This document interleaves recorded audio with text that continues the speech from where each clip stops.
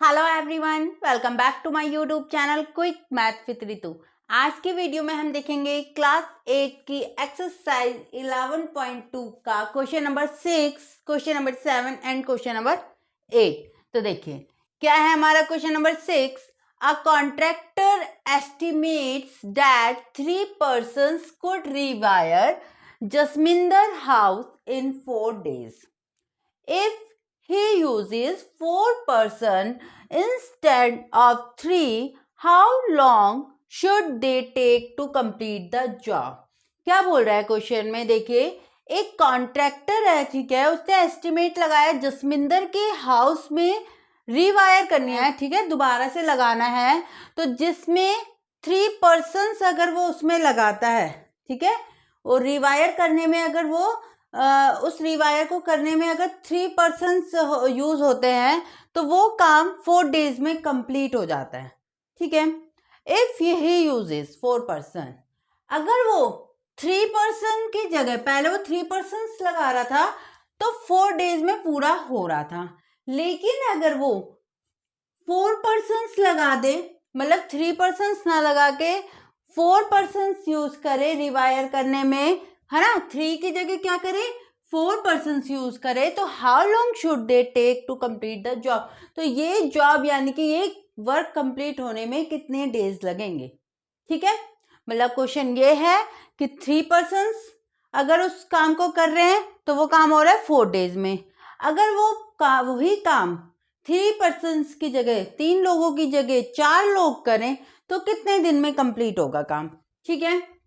तो देखिए क्वेश्चन को पढ़ते ही हमें पता चल रहा है, हमें क्वेश्चन पढ़ते ही पता चल जाना चाहिए कि अगर हमें ये पता चल गया क्वेश्चन पढ़ते ही कि ये डायरेक्ट है या इनवर्स है तो हमारा क्वेश्चन बिल्कुल सॉल्व हो गया। क्वेश्चन को पता पढ़कर ही हमें पता चल रहा है ना। देखो अगर कम पर्सन्स लगेंगे तो टाइम ज़्यादा लगेगा, है ना, दिन ज़्यादा लगेंगे, और पर्सन अगर लोग ज़्यादा लगेंगे तो टाइम हमें कम लगेगा, है ना। अपोजिट चल रहा है, अपोजिट रिलेशन चल रहा है, तो यानी कि इसमें कौन सा यूज होगा प्रोपोर्शन, इनवर्स वाला। तो देखिए पहले जो हमें निकालना है उसे एज्यूम कर लेते हैं। Let the number of days, हमें क्या निकालना है, डेज ही तो निकालना है। Let number of days to complete the job.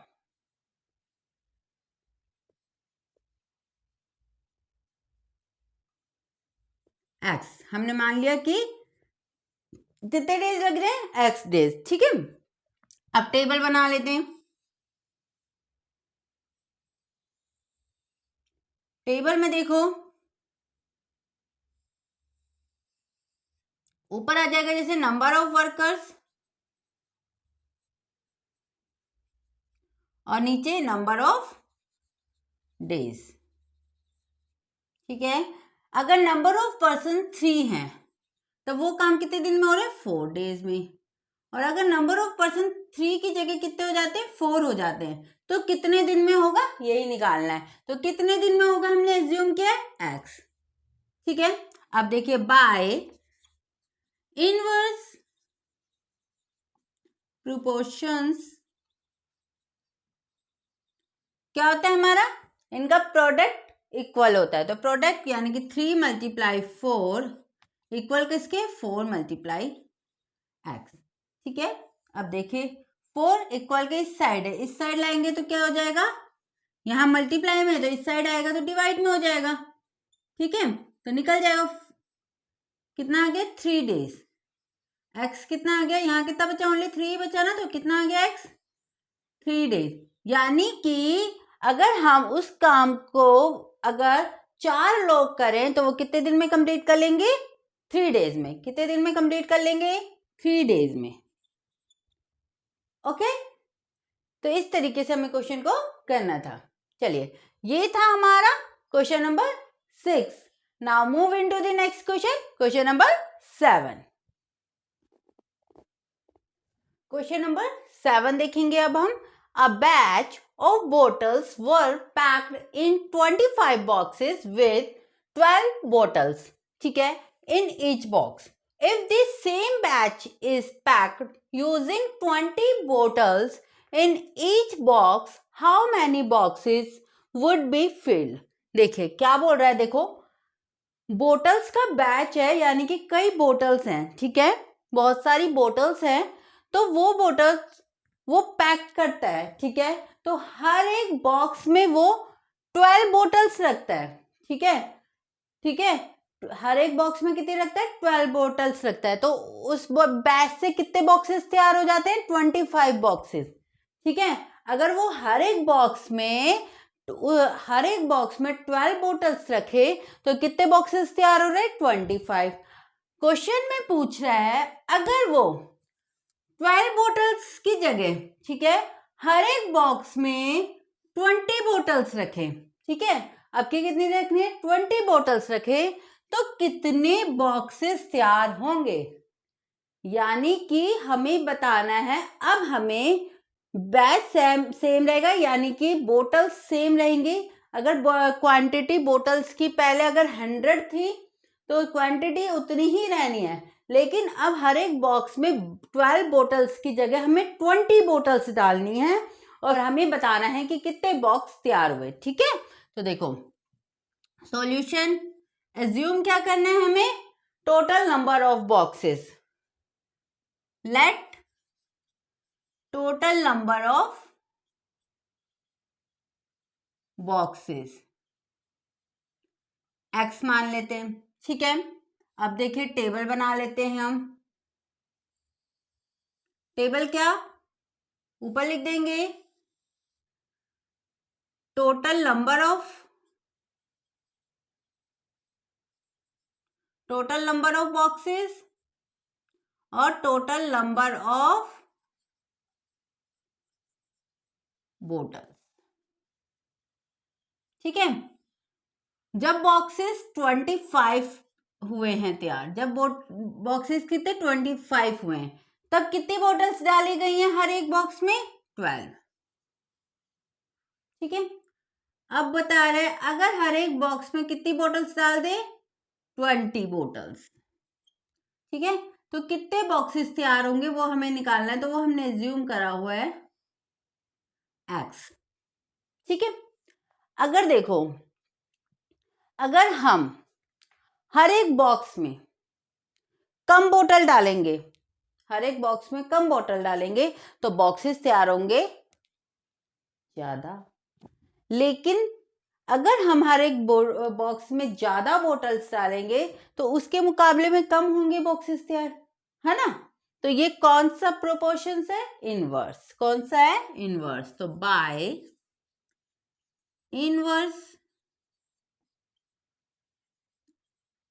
Proportions क्या होता है इसमें, कैसा रिलेशन है इसमें, अगर ये x और ये y है तो इनके प्रोडक्ट क्या होंगे, सेम होंगे, है ना।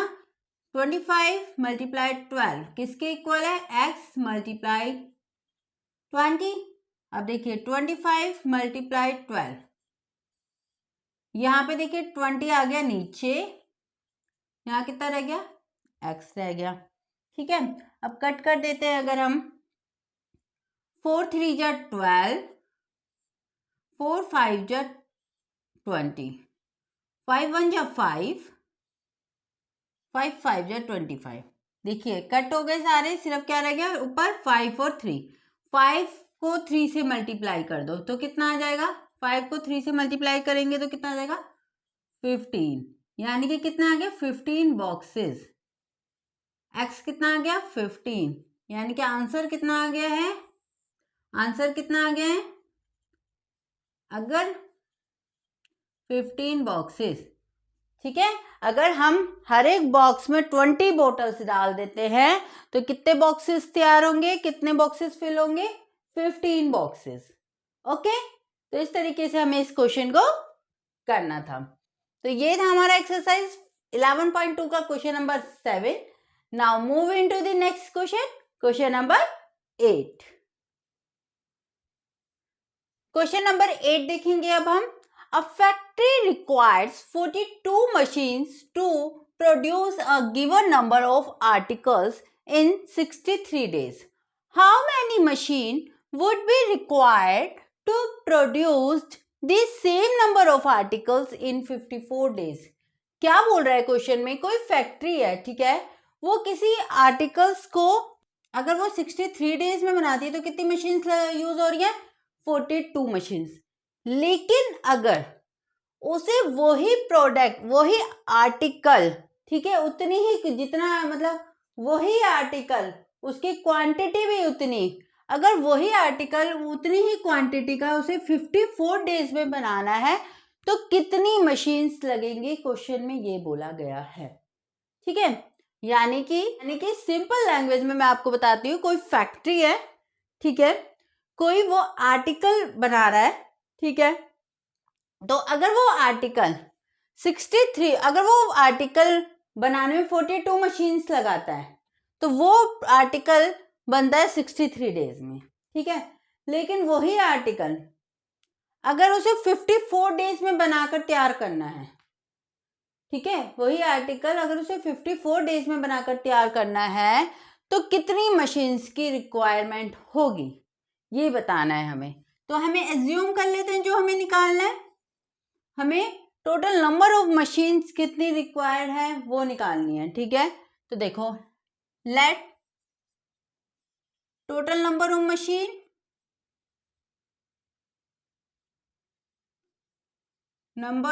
मशीन required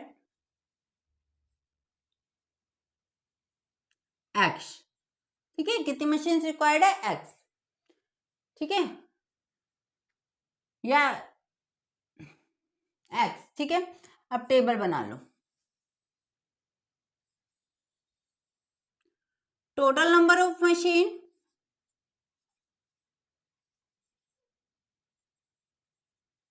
ठीक है, और क्या चाहिए हमें, टोटल नंबर ऑफ डेज,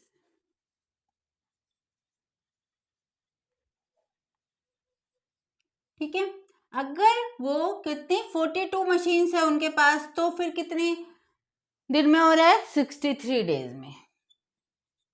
अगर उसे वही काम, वही आर्टिकल बनाना है लेकिन वो उसे पूरा कब तक तैयार करना है, 54 डेज में, तो कितनी मशीन्स की रिक्वायरमेंट होगी वो निकालना है हमें। तो वो एज्यूम कर लिया हमने कितना, x, ठीक है। अब देखिए कौन सा है ये, डायरेक्ट या इनवर्स। अगर देखो मशीन्स ज्यादा है तो कम टाइम लगेगा, ठीक है, और मशीन कम है तो ज्यादा टाइम लगेगा। तो ये कैसे, अपोजिट है ना रिलेशन, तो कैसा होगा, इनवर्स प्रोपोर्शन। तो बाय इनवर्स प्रोपोर्शन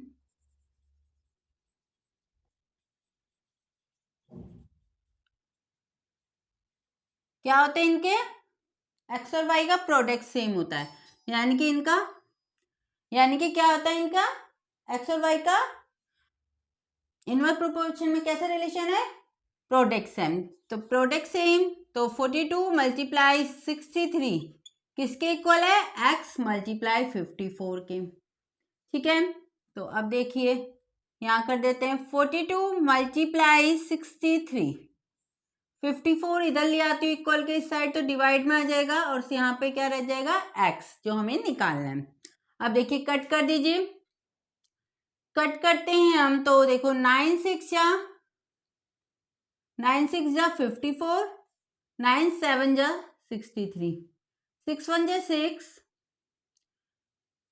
6 7 जा 42, ठीक है। अब देखिए सारा कट हो गया, क्या रह गया ऊपर, 7 और 7, तो 7 मल्टीप्लाई 7 क्या, कितना आया, 49 आ गया x। तो x क्या था हमारा, जितनी नंबर ऑफ मशीन्स हमें चाहिए थी वो था, तो कितना आंसर आ गया, 49 मशीन्स। कितनी रिक्वायरमेंट है अगर हमें, 49 मशीन्स। अगर मुझे वो काम 54 डेज में कंप्लीट कराना है, वो आर्टिकल 54 डेज में बनाकर तैयार करना है, तो कितनी मशीन्स की रिक्वायरमेंट होगी, 49। कितने की होगी, 49। ओके, तो इस तरीके से हमें क्वेश्चन को करना था, ठीक है। तो आज की वीडियो में हमने क्या देखा, एक्सरसाइज 11.2 का question number 6, question number 7 and question number 8। तो आज की वीडियो में इतना ही। आई होप आपको समझ आ गया होगा। फिर भी कोई डाउट रह जाता है तो आप कमेंट बॉक्स में लिखिए, मैं उसका रिप्लाई ज़रूर करूँगी। अब मिलते हैं हम अपनी नेक्स्ट वीडियो में इसके आगे के क्वेश्चंस के साथ। तब तक के लिए बाय बाय, टेक केयर।